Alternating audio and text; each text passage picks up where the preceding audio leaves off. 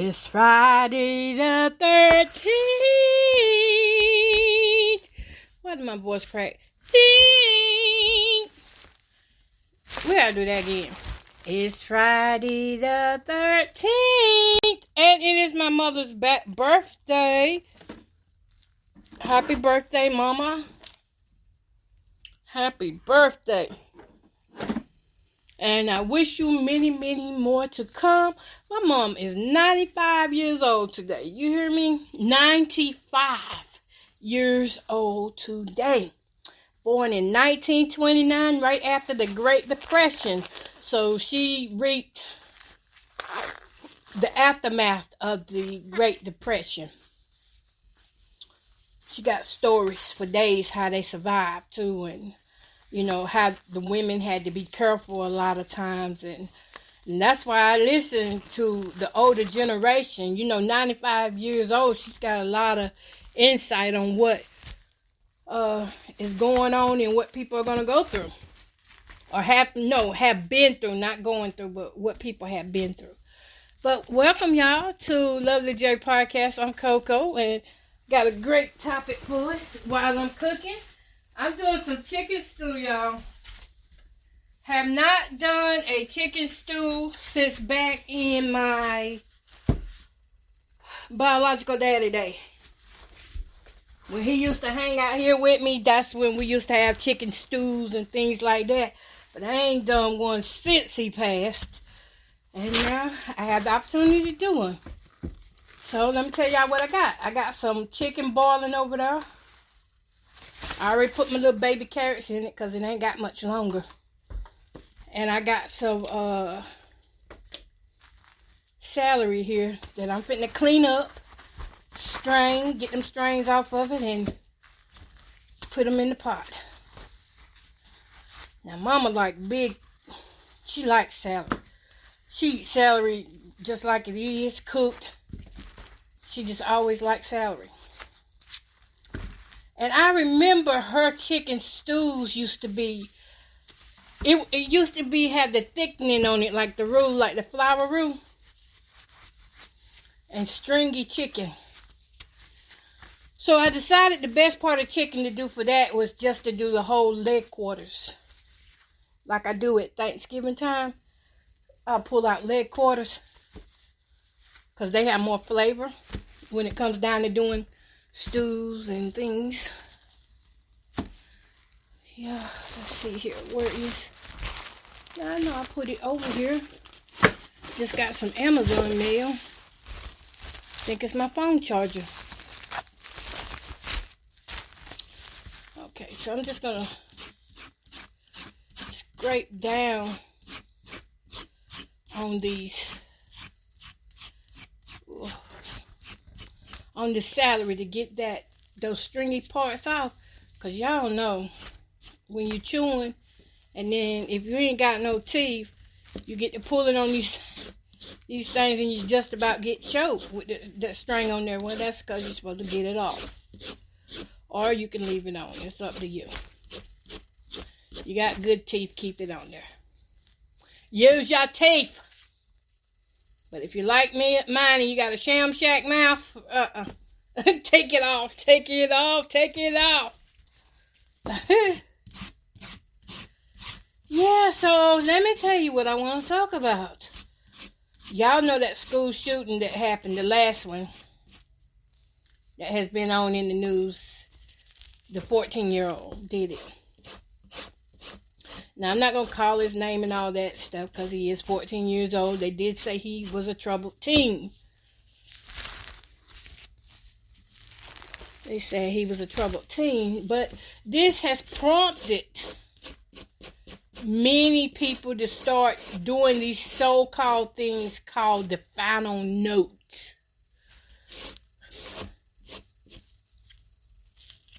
The final note. And I want to know y'all's opinion on it. Do you think that kids should write their parents a final note in the event that there should be a school shooting and their parents can get a final note for them?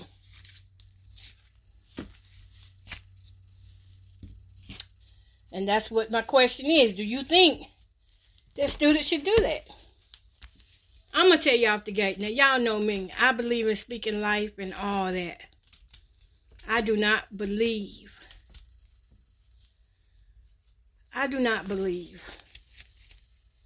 that they should write a final note. I saw that on Facebook, and this teacher put it up there so boldly and proud. If anything, I believe they should write a promise note to each other to promise to protect each other in the event that if something like that was to happen, they would do everything they can do to protect each other.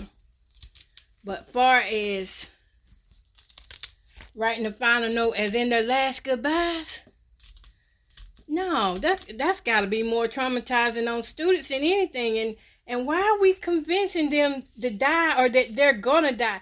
Why can't they write letters to the government instead, telling them, hey, we need your protection. We're going to school to learn so we can be productive citizens, but we need your help.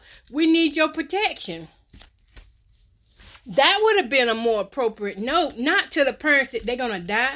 Why are they fear-mongering these kids? That's the beginning of something, y'all. I don't know what, but it's the beginning of something that doesn't sound too good. But yeah, I saw that and I didn't like it. I put my opinion down there. Everybody else was agreeing with it. They were like, oh yeah, that's a good idea. It's America where we live. Oh yeah, I know it's America where we live, and I know the violence is here and it's bad. I live with it every day. So I know it's bad here. Even though it's bad, we don't got to sit there and buy into it mentally wise. We can train our minds to survive. Train our minds to survive instead of die. That's like saying you're just going to let the child just lay there and die. We got to keep training, and training has to become more intense.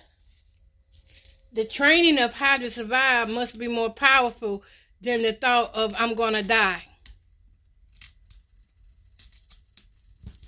If not, you're going to raise a bunch of kids with anxiety, and it's going to be more mental health issues out here because they didn't convince these kids to write a final note. I don't see it. I don't see it. I don't like it. Not one bit. Anyways, it's really sad. And they said that last 14-year-old who did that shooting said that he was going through so much mental problems. His mama was on drugs bad, in and out the household. But his mama was one trying to call and stop it from happening, while the daddy sat there and brought the young man a gun. He knew that boy went right in the head. And you know what?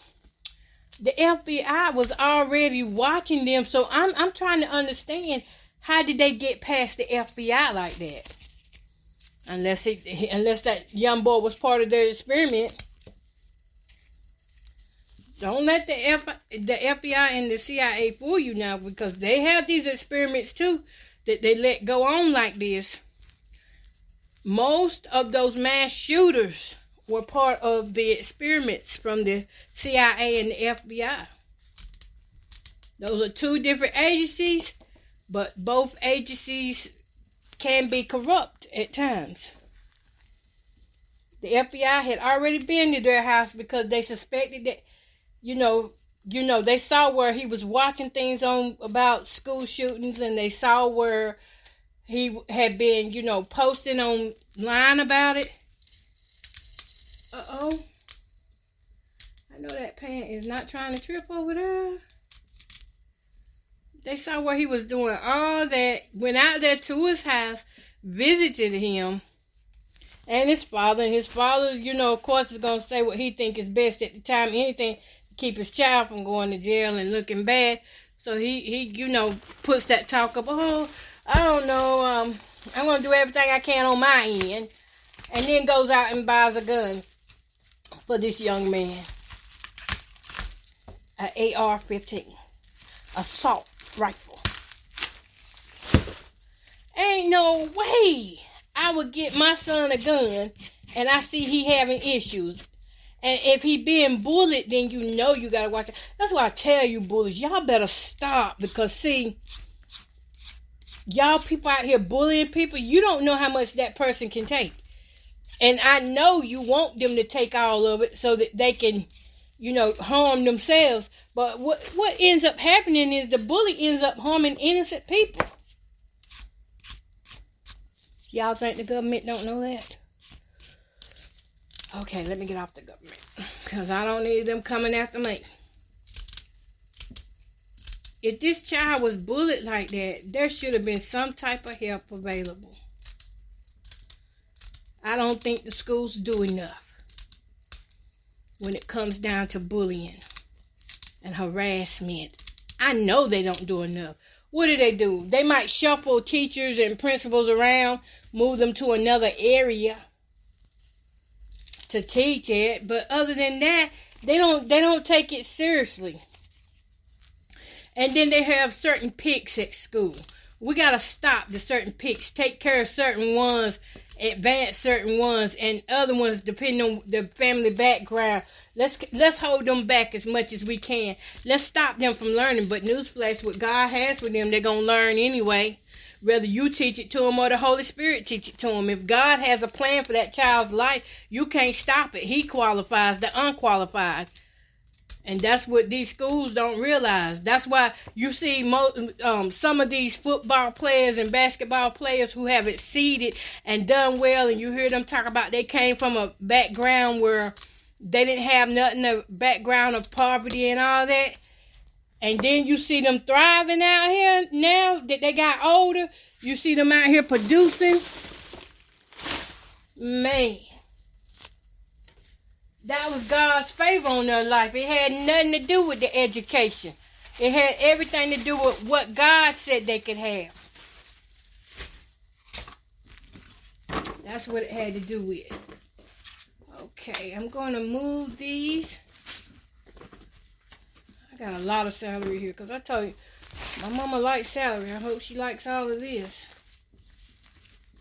Celery is some good flavor. No, I better not put all that in there.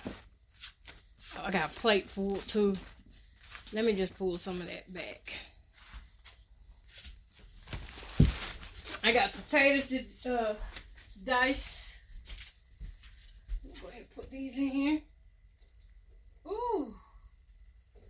Oh, they just having a party over here. Ooh.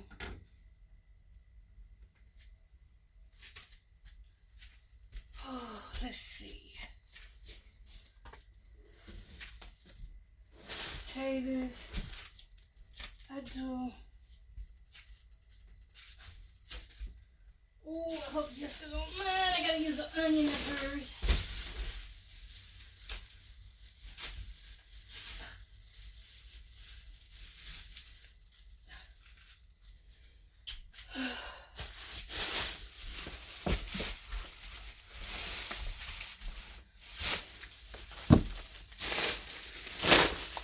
Had to move around and get stuff. I blame these bullies for a lot of things that go on.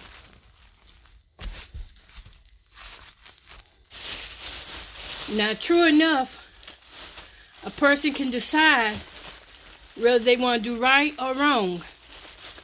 But there's a point in life when if you keep poking at somebody that mentally, and they don't get help or they don't know God, maybe they know God, just don't have no faith. Or, for whatever reason, there are some people that do lose it. They lose it. And once they lose it, it's hard for them to come back to reality. They get out of reality. But nobody talks about how they were bullied, how they were teased, how they were harassed. Just doing normal stuff, just being themselves, harassed for being themselves. People don't talk about that. But yeah. We got to have more stricter laws on this bullying.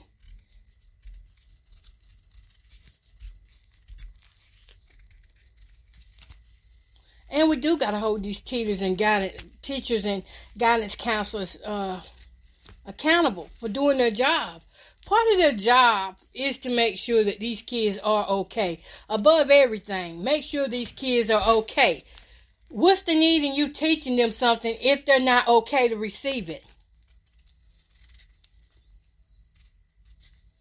So that is part of the teacher's job, is to make sure they're okay. I'm not saying the teacher is the main person in the village, but what I'm saying is my child, your child, any child that goes to school, they're in your hands for 8 hours or more, or some for less. And if you can't handle that, we got a problem. We got a problem because those kids are in their hands. And I'm not saying for all teachers. I'm saying some teachers let other kids get away with bullying just because they don't like the child. Child ain't got to do nothing to you. But if a person don't like you, if you got enemies, then your child got enemies. I hope your children understand that someday. That when they start hanging with the people who you told them not to hang with, they're going to understand. They're going to learn it one way or the other that your enemies are their enemies. I learned it the hard way.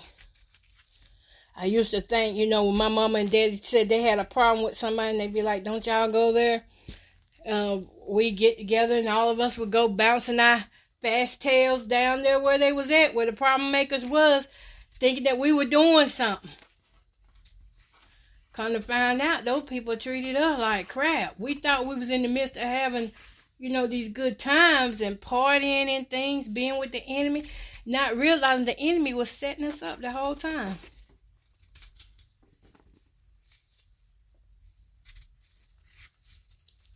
So it is things like that we have to be mindful of. We have to be conscious to what's going on with children at home. It does take a village. But the right village. If children had the same thing to say about a teacher or their parents, and nobody pays them any attention, that people just brush them off like, oh, okay, well, you're going to be all right. It's all right. You got to give children more than that these days. Because if you don't give them more than just saying it's going to be all right, if you don't tell them how it's going to be all right and tell them what they can do until it becomes all right, these children are going to explore the internet and find all kind of possible ways to cope with life that is giving them challenges, giving them pure out hell. Then y'all get mad.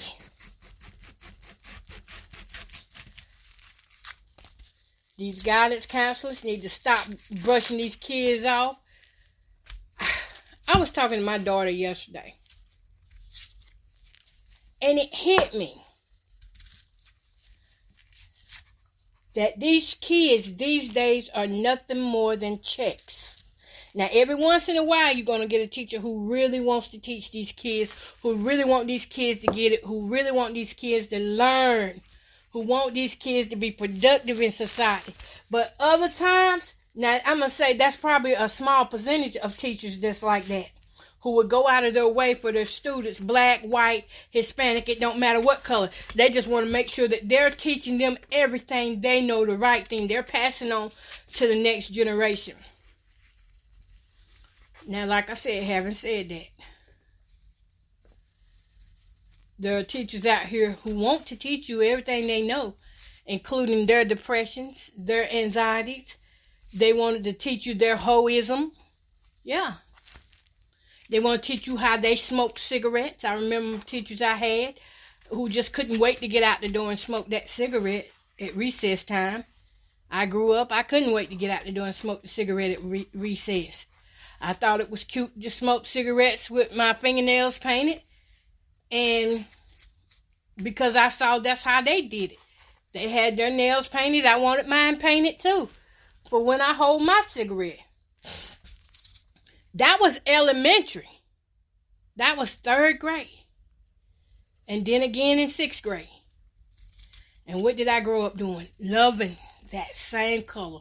To this day, I love that color of fingernail polish, hot pink, fuchsia, that color, period. Now, I'd love to see more of y'all wear that color because I know you are. But that color, I liked it so much because that's what I saw my teachers do. I was telling one of my classmates, his mama was my 1st grade teacher. Her name was Miss Reynolds. Miss Reynolds had a certain way that she dressed. I loved it. She always looked cool, confident, and just laid back. Now, I don't know why she wore shirts and another shirt over it, but I picked that up from her.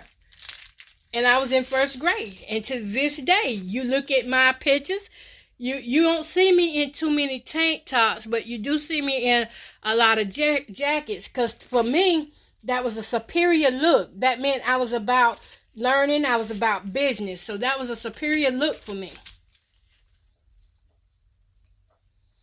And, I done cut 2 onions here. I think this is going to be enough. And I enjoyed that look. And I still enjoy that look. Y'all, I got to go move something around in this pot. So I can fit everything in it. This is starting to look good.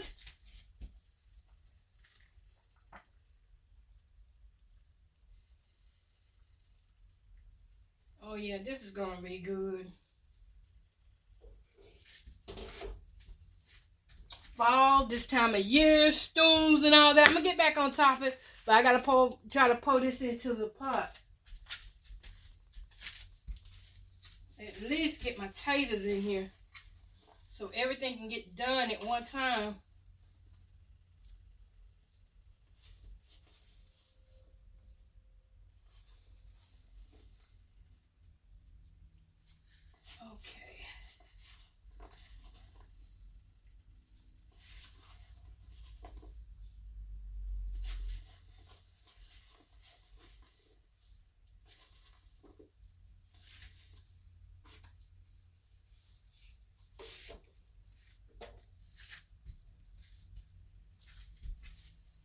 Ooh, that looks good.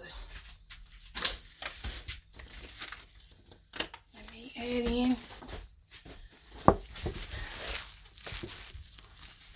Now I've got to wait for that to cool down. I mean, not cool down, but cook down some.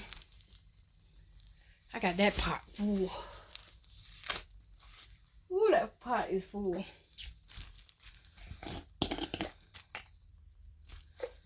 Okay. I think I'm going to use 2 of these.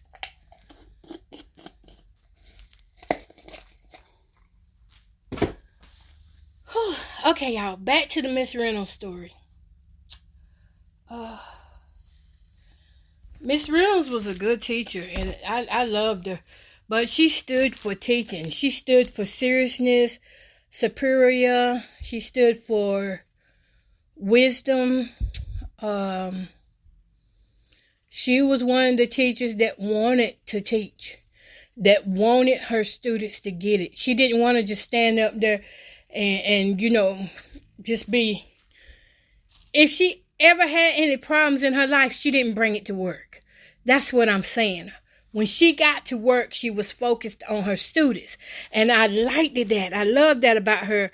And out of all the teachers I had throughout the years, I took my greatest liking to her. because she just took her time with me. I seen her take her time with my siblings before then, and other people. So I was into her, but I loved the way she dressed. Her dressing just rubbed off on me. She inspired me to be the best I could, and to this day I still do. Now I sit around the house and I look like a bum, or no, I don't look like a bum. I look like me when I'm comfortable within my own home. So, of course, I may not look up to date like some of you may keep yourself, but when I do come out in public, I do look presentable, because that's one thing I learned, is to look presentable.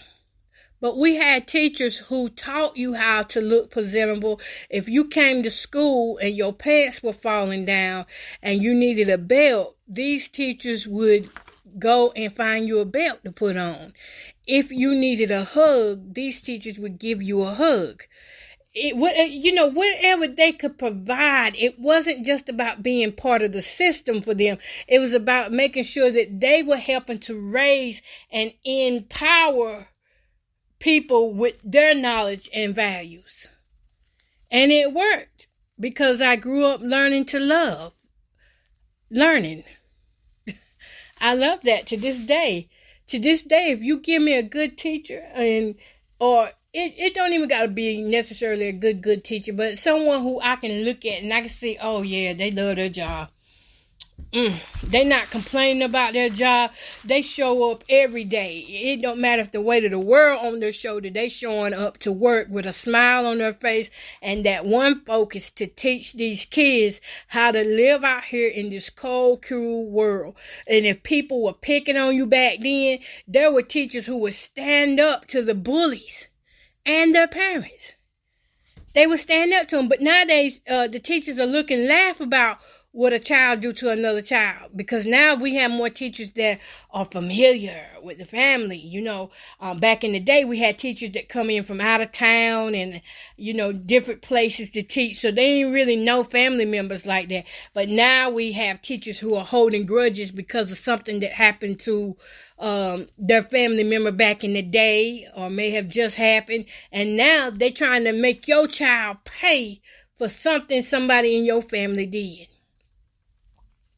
That's what we have today that's in the system. And we need to, it need to be some laws set up to protect our children against retaliation like that.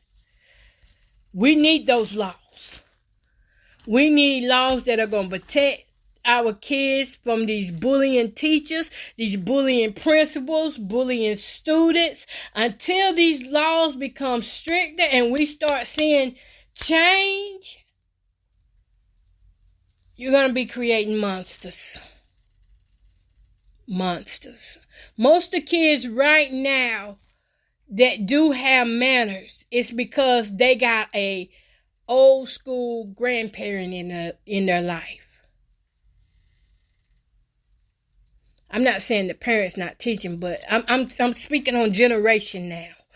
The generation that come in the 60s and 70s are almost the last of those who have the great-great-grandparents who are old school, like up in the 80s and 90s, 100s. So a lot of kids don't have the opportunity to talk to an old school grandma who will tell them like it is. Versus, the parents these days, they want to be friends with their kids. Even though I was young when I had my kids, I didn't never want to be friends like that. I wanted to be the mother. That's what I signed up for, to be a mother. And being a mother means I'm going to give you more love than a friend. I'm going to show you myself more than friendly. See, friends will leave you in the time of trouble. But when you got a good mama, that good mama going to stand right there with you. Now, she might not uphold your wrong, but she will be standing there. As you go through your trials and tribulations, she's still going to be standing there. She'll be going through her own spats and stuff. But yet, she has enough room in her heart for her children. We need those kind of God-fearing mothers and grandmothers back out here. I'm not talking about those of you who are part of the system that you have been told to break certain kids down or not to treat certain kids good. Give them the last. I grew up, and that was one of the words I heard all the time. Give her the last. Give her the last. She gets the last piece. You know how I started loving the end piece of the bread? Because I didn't always get the middle portions of the bread slices. I didn't always get, the prettiest sandwiches. I had a lot of moments where I had the last. But you know what? If you go and you pull out that last piece of bread and you put a piece of cheese on it or bologna, whatever you want to put on it, it tastes just as good as if not better than the other pieces of bread. See, because that darkness is sweetness. People didn't want that last piece of bread because it was ugly. But if you dress that bread up, it tastes way better than the other bread. And to this day, I learned how to enjoy the last. I learned how to work with what I had got. And that's because people designed that like that. They didn't design to put me first. They designed to give me the last. I talk about that church where I used to get the food from. I would go there and get food, and I wasn't last. But the food that I got was as if I was last. And I learned how to just, it's going to be days I'm just going to have to do without, eating what I normally eat. Don't need no way. I'm big enough that, as Dr. Oz said, no, not Oz, but Dr. Now say, you're not missing anything. You got enough fat on you to last you for a while. Just drink water. But yeah, I see these people out here who everybody wants to be in control of something. Nobody wants to last. Nobody wants to, when you get poor students in their classes, nobody wants to be proud of these poor students. Because in their mind, it's a reflection of them. I knew I overloaded that pan. I'm just looking at this water just spew out. Let me go turn this down, y'all. Why are you spewing out? We need you, good juices.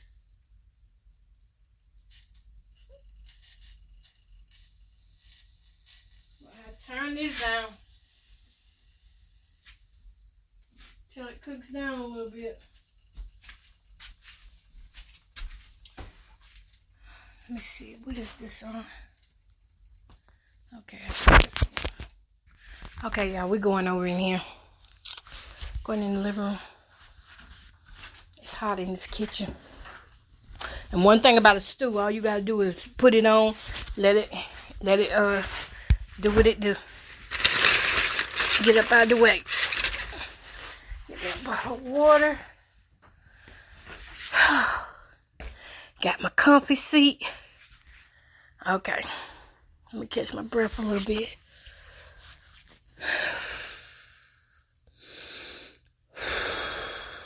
Got to breathe a little bit, y'all.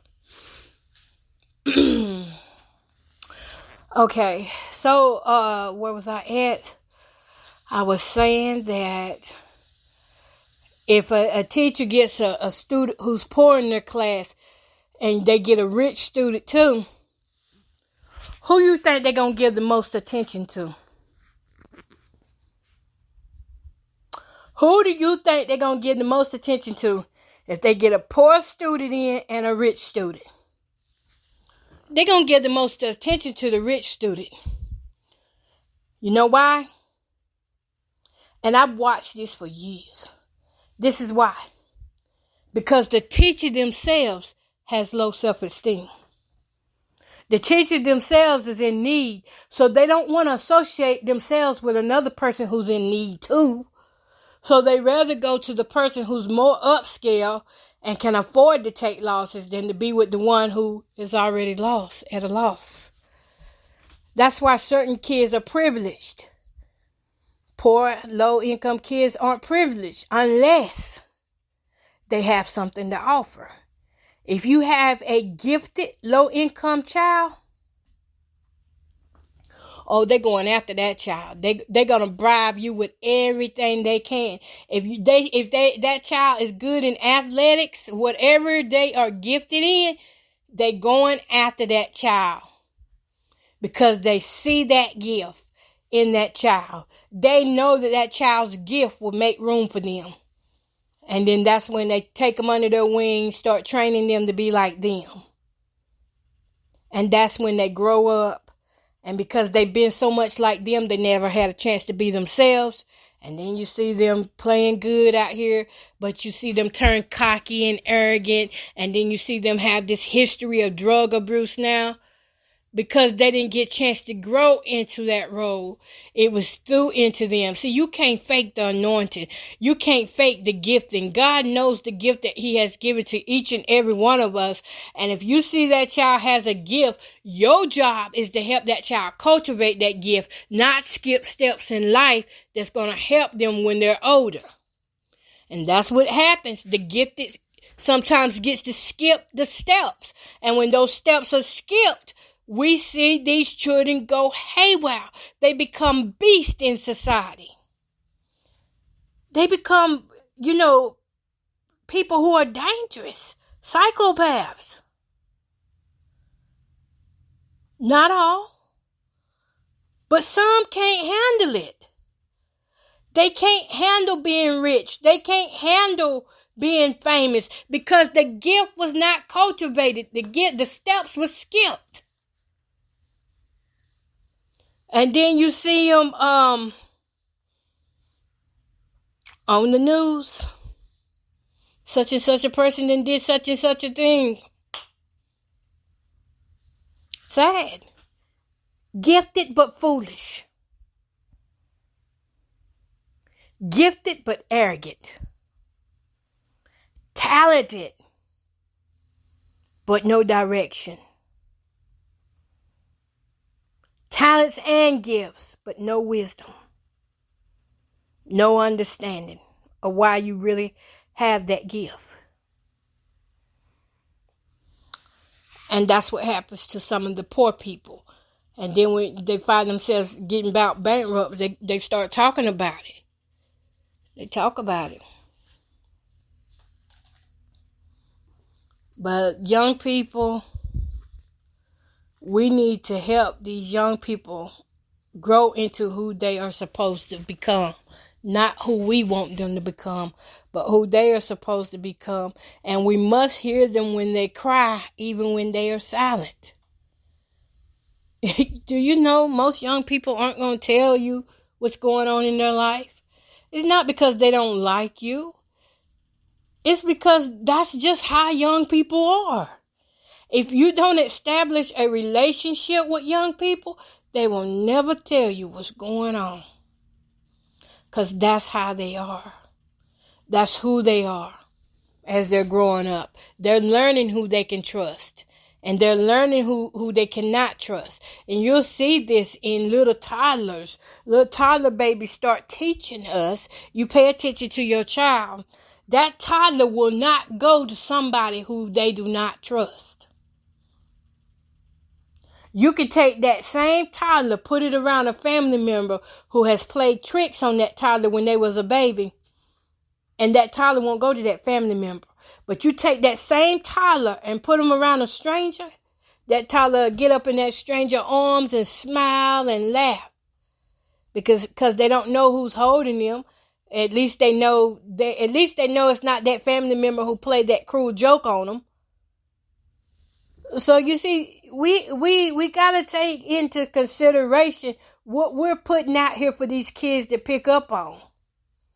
What are we doing to them? And like I said, those teachers who were bullied before, those teachers who are going through bad relationships, teachers be getting divorced like crazy. Have y'all noticed that? Teachers, this one teacher had about 3 husbands. She had about 3 husbands by the time I was in her class. I ain't even going to call her name. It was 2 teachers I knew. I was in their class in 3rd grade. By the time I was in 6th grade, they was on their 3rd husband. They didn't change their names twice. Didn't know what to call them. Didn't know what to call them.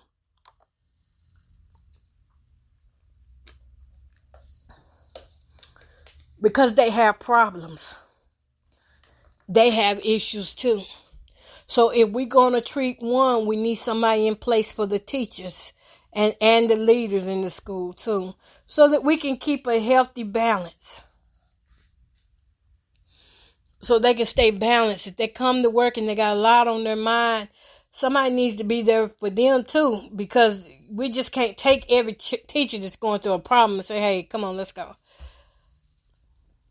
We can't just do that to all of them. Then there'll be no teachers. Because everybody goes through something at some point in time. But we do need to set up a system. I don't know how they could do it, if it was a buddy system or what. Or maybe it could be a teacher hotline where teachers could call in, once a month and check in on each other. I don't know. But it needs to be something for them too. And we need to get back to honoring right and wrong. If you are a teacher withholding supplies or knowledge from a child that needs it, then you're at fault too for these mass shooters. You're part of the problem. If you're one that ignores a child when they say they're having problems at home, and you just brush it off like, oh, you'll be all right, you'll be fine, you're part of the problem too. One thing we're going to learn is that a book can teach you many things, but experience goes beyond textbook. Experience goes beyond what you are reading, unless you're reading the Bible. Experience goes beyond that.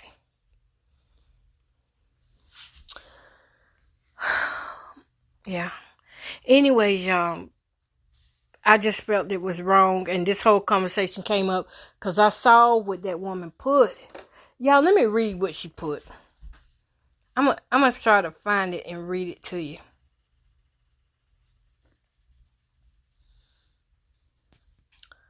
I don't know if anybody responded back to what I had to say on it or not. And I just don't want kids writing a death wish. I don't want them doing that. If we teach kids every time a problem comes up, now you got to write your final note. No, you're taking life from that child. That can't be nobody that believes in God had them kids write that. Let me read you what it said. You know what? Let me take a picture of it. Well, no, let me go to her name. The woman's name is Carmen with a K, Daniel.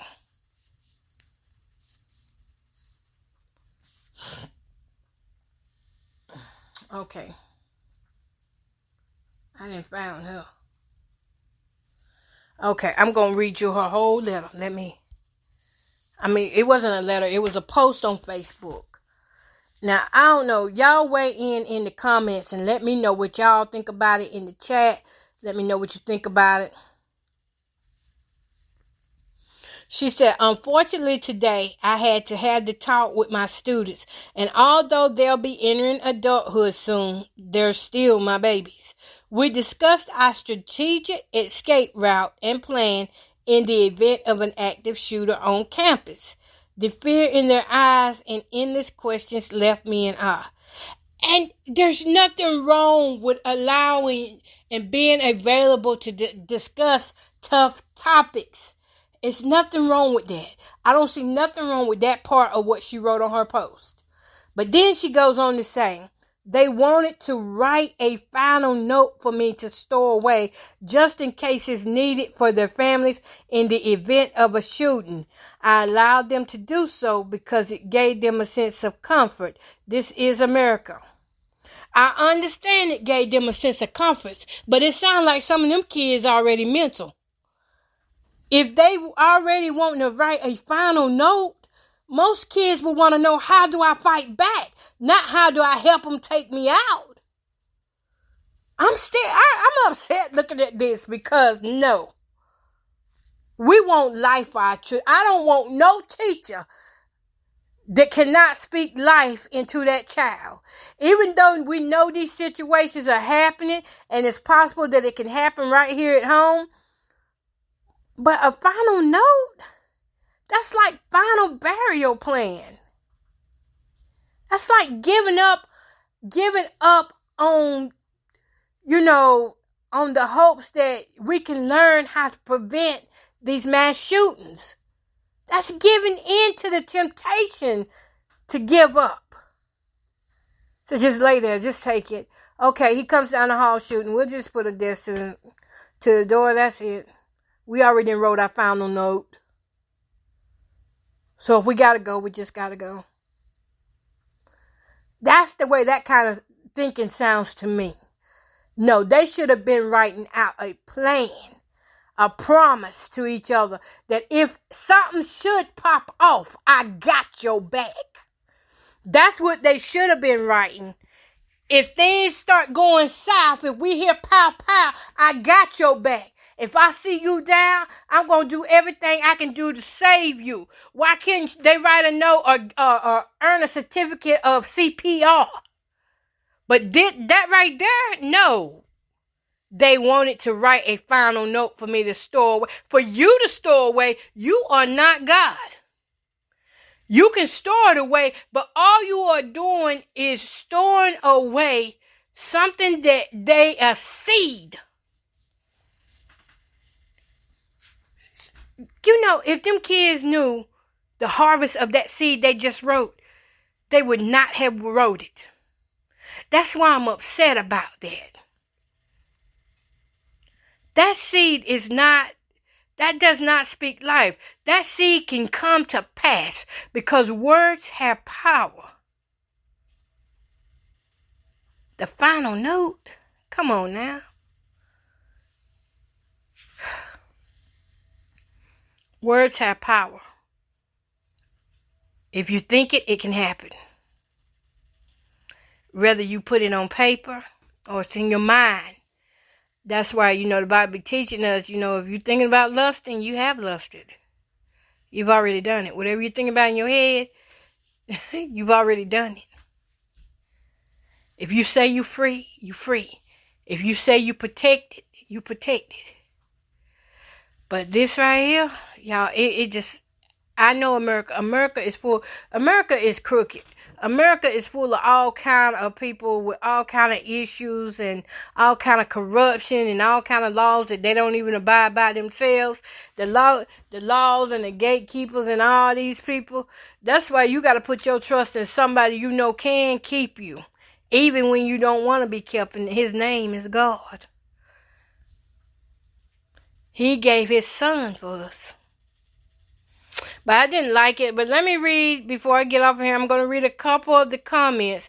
I wrote, why the note couldn't be a promise letter to parents to protect and help each other in the event of an incident like this. Instead of saying a final note meaning death, words have power. It's good to discuss, but that's a heavy weight for adults and children, especially for something that may or may not happen.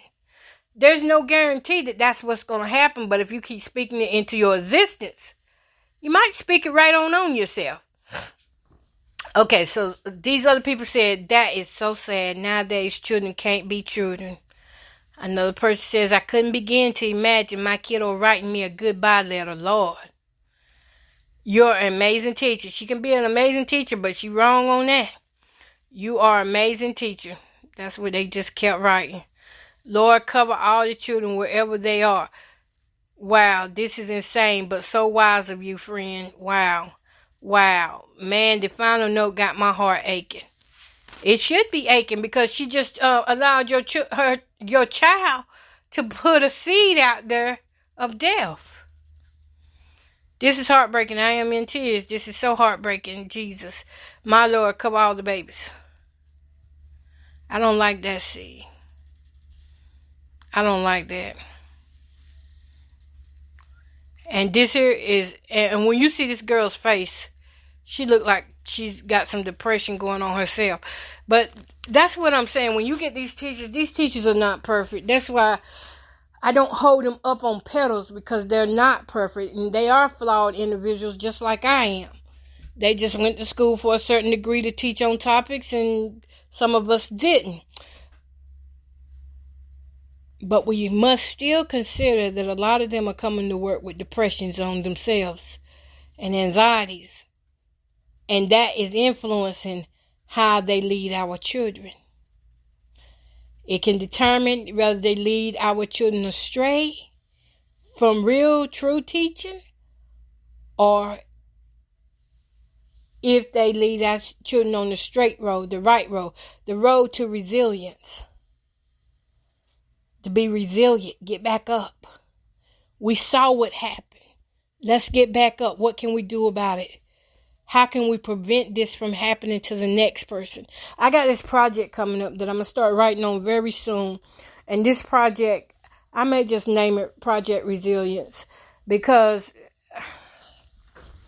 if I put everything out there that I've been through mentally, I was trying to explain some things to my granddaughters, and I began to cry about it because I really just hadn't really thought about it like that until I started talking. But I guess that was the right time for it to come out, because I had never thought about it like that before. But there was an incident that happened to me when I was younger. I was raped, and I was 13 years old, and I got grandchildren now that's around that age.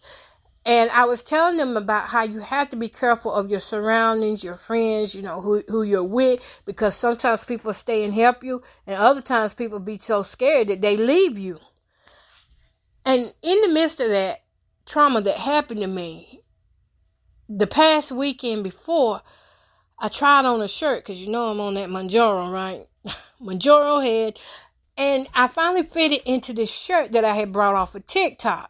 Now, the shirt was a button shirt, which at the time I did not know. But while I had the shirt on, I kept feeling some type of way. And I didn't realize it was this button shirt until I looked down and I said, oh my goodness.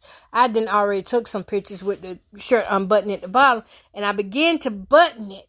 And as I began to button it, I had a flashback that hit me, but I couldn't put the pieces together until I started talking to my grandchildren. And what it was, when I was attacked that day, I had on a button-up shirt, and I just had not wore button shirts ever since I was 13 because of that. Because the guys, when they grabbed me, they broke the buttons off my shirt when they took it off. But I hadn't wore shirts like that since then. But we gotta teach, what I'm getting to is that we gotta teach resilience to get back up sooner than later. Now, it took me years, 13 to, what am I now? 48. Ooh, I'm 48. I got excited about that. But we're going to see how long it took me to put on a button shirt again. 48 minus... So it took me 35 years to put on a button shirt again. Now I do wear, I got this one button shirt, but I never button it. See, most of the time if I had shirts and it had a button on, I would never button them. But this time I buttoned the shirt, and I felt some type of way, and I didn't know what it was until I got to talk to my grandchildren. But if I would have had somebody in my corner who could have said, listen, the buttons on the shirt did not do nothing to you. They're part of your story. They're not your entire story. I probably missed out on some good opportunities wearing some beautiful clothing because of that situation. Resilience. We need to teach our children to get back up and be resilient. We need to teach our children how to be mentally strong, mentally tough. Because if they don't learn how to take on this stuff, the more bullies are going to be able to take over. We can't allow these bullies to take over like that. But I guarantee you, they either getting bullied at home or they the bully at home, whoever's doing it.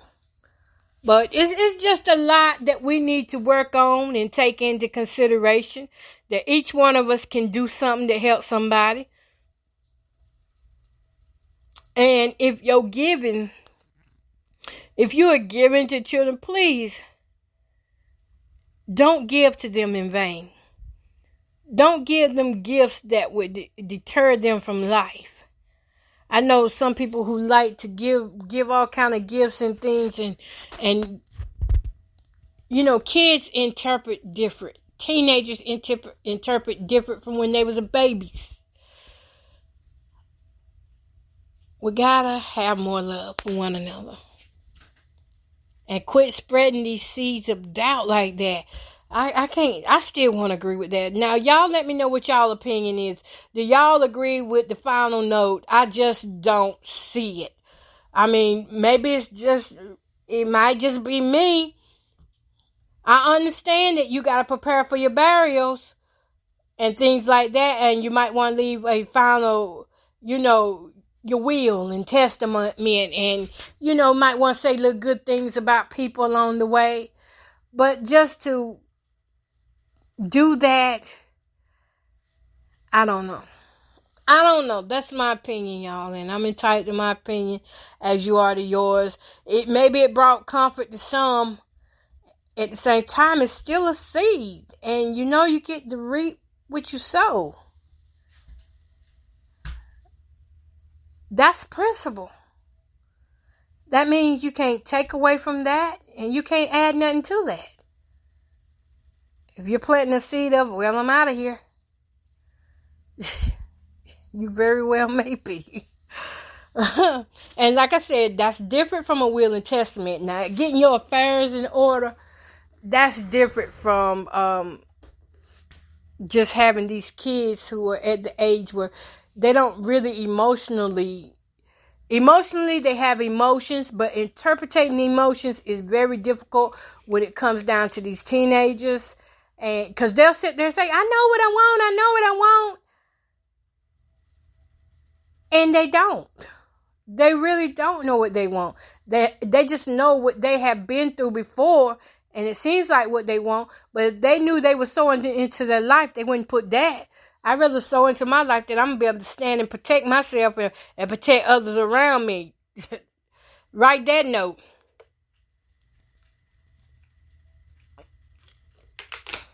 Y'all, this stew smells so good. I'm going to have to go stir it. Yep, I'm going to have to stir it a little bit. And it's having to cook slow, so I'm hoping it be ready at least about 6 or... No, not 6. Maybe about 7:30. Still an early good time. It smells like Thanksgiving up here. It smells like fall, for real. Smell like fall up in here. Other than that, I have not done nothing today. I'm off that topic now. I'm done with that. I just said my saying now. I'm on something else. I tried to decorate my house a little bit for fall. It just seems like I just can't get where I want to get with my house. I don't understand it. But I'm going to keep working. Maybe it's because I'm jumping from place to place working, for one thing. I forgot what I'm going to do. Anyways, if y'all like cleaning stuff and some of you need a little extra motivation, check out Hello Life. We're going to be cleaning on there. I don't know exactly when, but we're going to be doing something because it's about that time for me to do a podcast. I haven't been on there in a while to do nothing. I know there's some things. I just need things in order. I need things thrown away, and I just need things cleaned up. I mean... Anyways, I'm not going to bore y'all with that. I'm finna get off of here because that's for Hello Life. And so if you like talk like that about cleaning up and supplies and couponing and all that, you got to go to Hello Life. And I'm up out of here, y'all. I hope to do a video of what the chicken stew looks like, and hopefully it'll be good. Peace, love, and happiness.